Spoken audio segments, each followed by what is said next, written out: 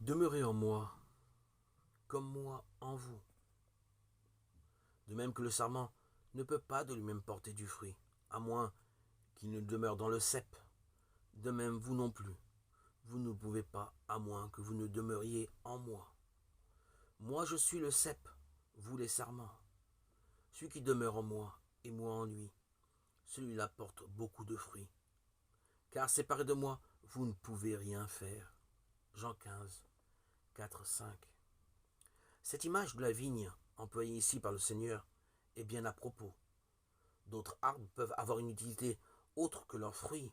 Pour la vigne, il n'en est rien. Si elle ne produit pas de fruits, elle est inutile. Quelle est la signification spirituelle du fruit? Le fruit est la manifestation des caractères de Christ dans le croyant.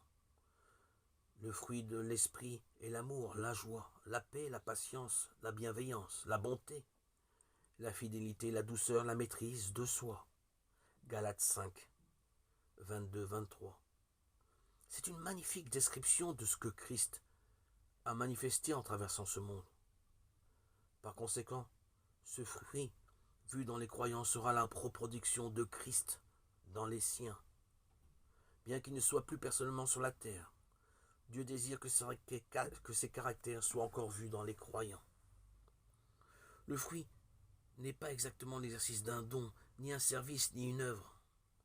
Nous sommes en effet encouragés à marcher d'une manière digne du Seigneur, afin de lui plaire à tout égard, portant du fruit en toute bonne œuvre. Colossiens 1,10. Ce verset montre le lien étroit entre le fruit porté et les bonnes œuvres.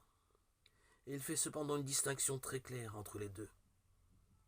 Les bonnes œuvres envers les hommes doivent être faites d'une manière tellement ressemblante à celle de Christ qu'un fruit agréable à Dieu sera trouvé en elle.